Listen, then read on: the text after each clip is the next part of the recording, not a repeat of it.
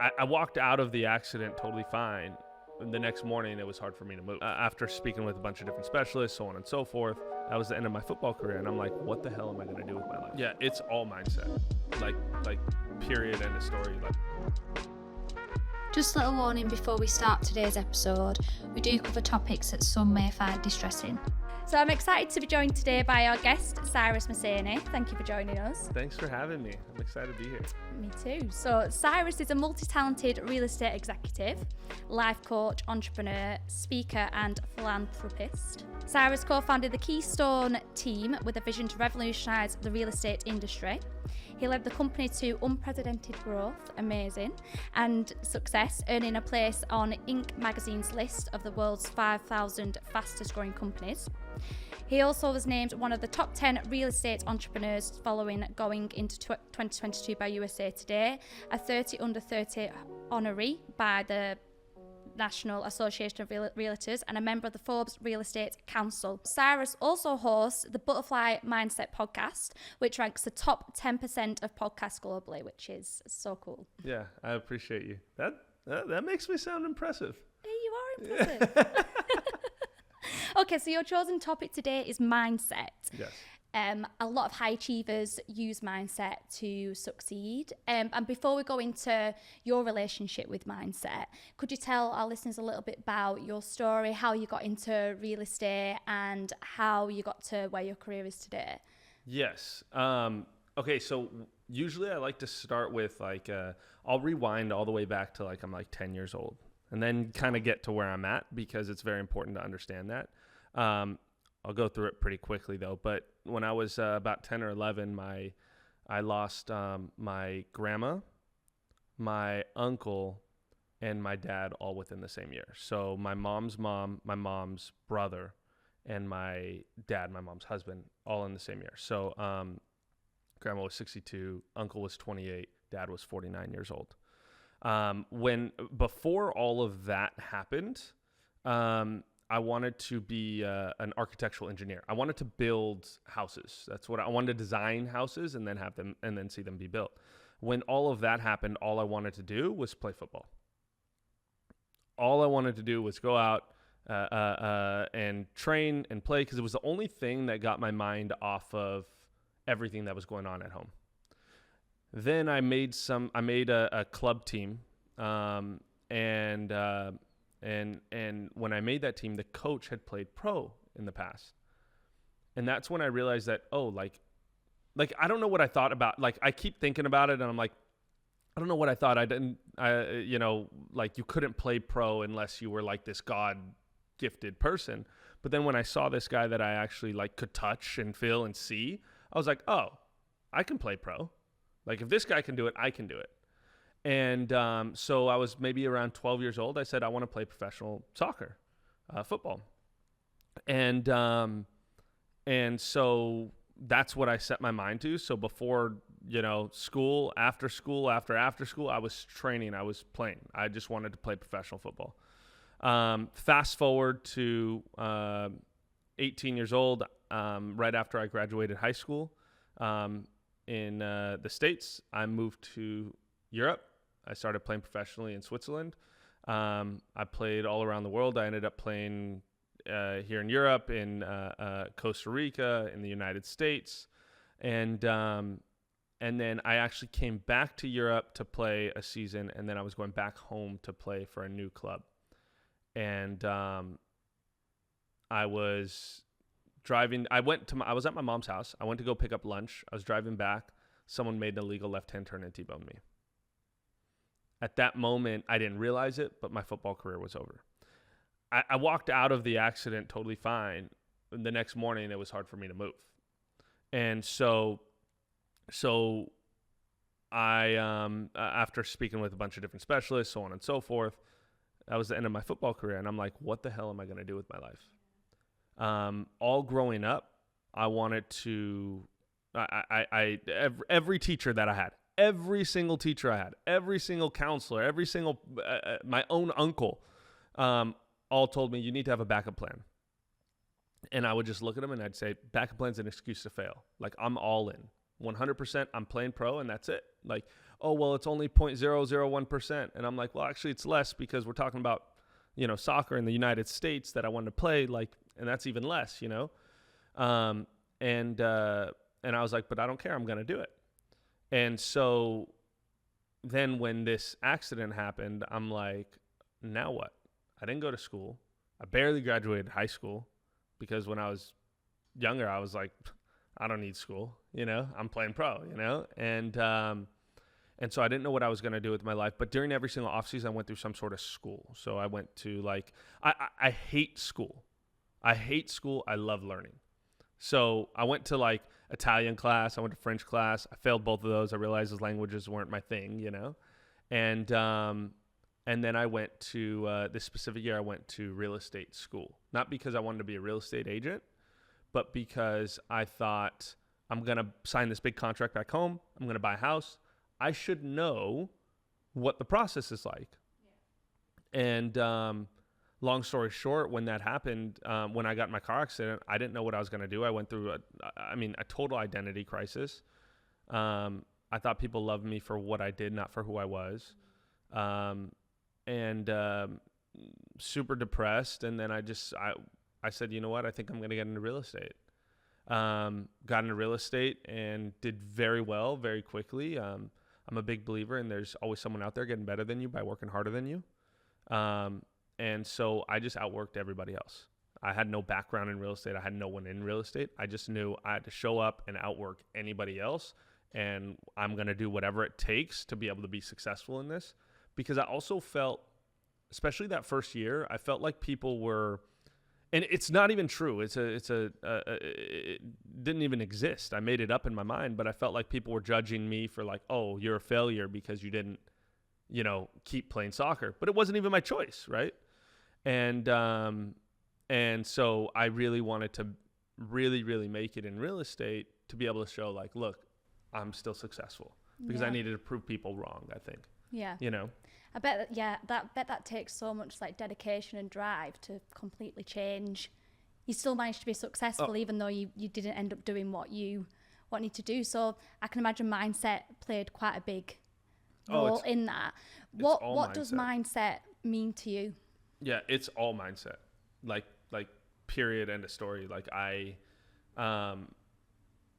said, I went through this whole identity crisis and I was super depressed. You hear about, have you had thoughts of suicide? Have you planned, I planned to kill myself.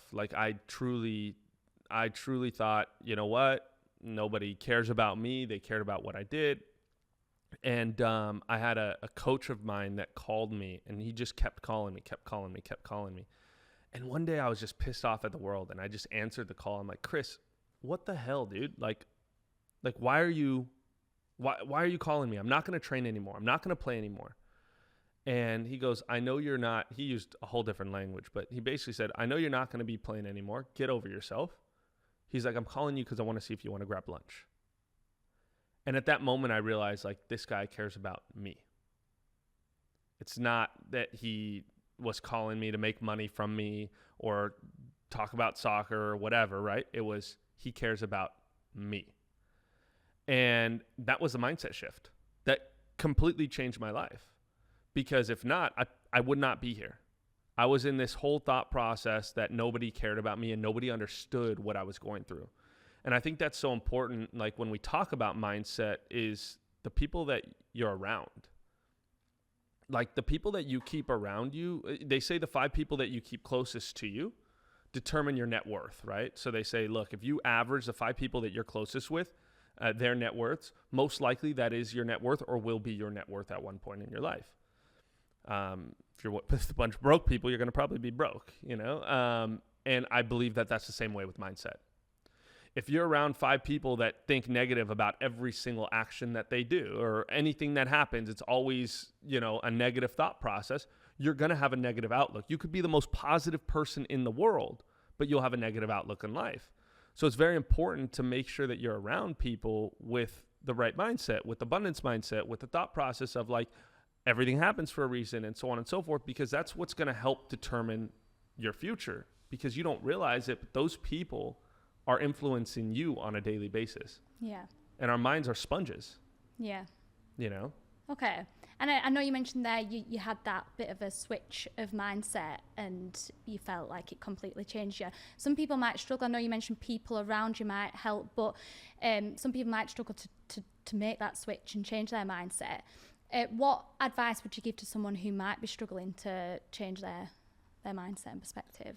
I think that it's probably it has to be there's two things. Life is an inward journey, right? Like we're so focused a lot of the times on an outward journey, you know, what kind of shoes I'm wearing, what clothes, how everybody sees me and everything. But it really is an introspective journey. We have to look at ourselves on a daily basis.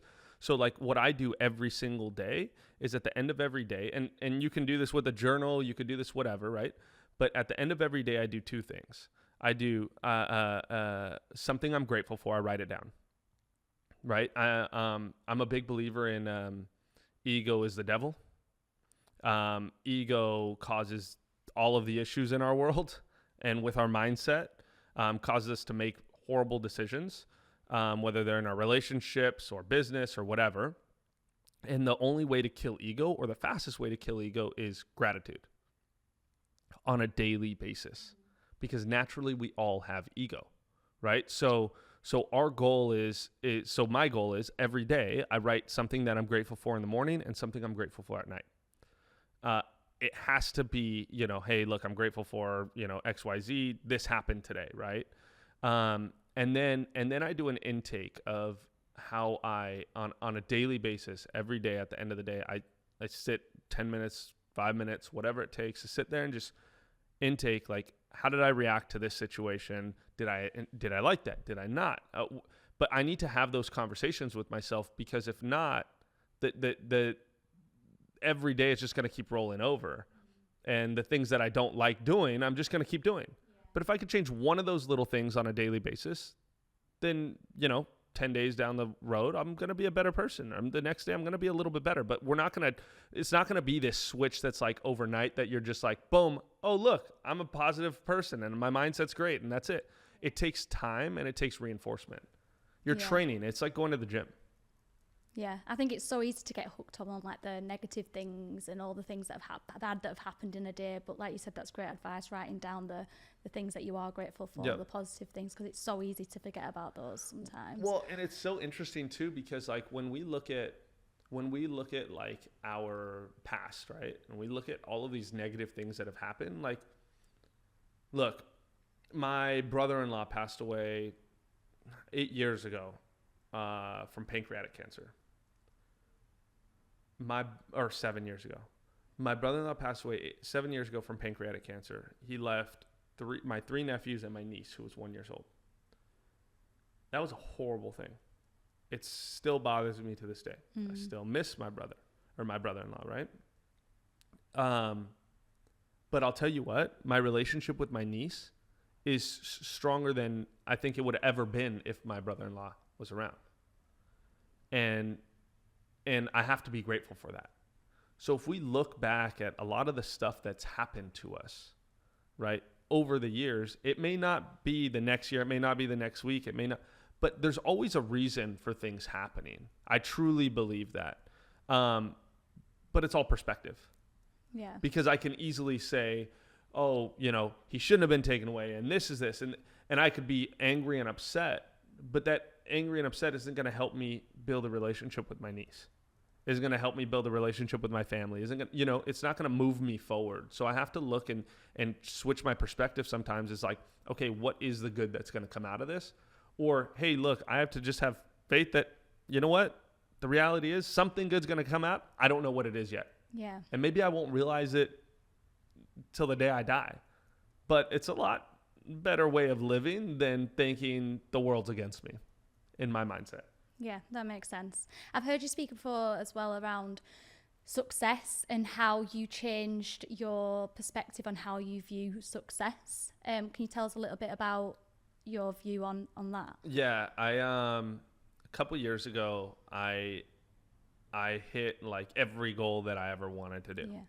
Right? Like growing up and like I have high school friends of mine that like will attest to this. Like I told everybody, okay, by this year I'm going to have my Mercedes G63 AMG matte black, and I'm like, this is what I'm gonna do. I'm gonna pay my mom's house off. These were my big goals, right? I'm gonna play professional football, so on and so forth. A couple of years ago, I paid my mom's house off, and I went and bought my Mercedes G63 AMG. It wasn't flat black yet, but then I made it flat black, and I had it all.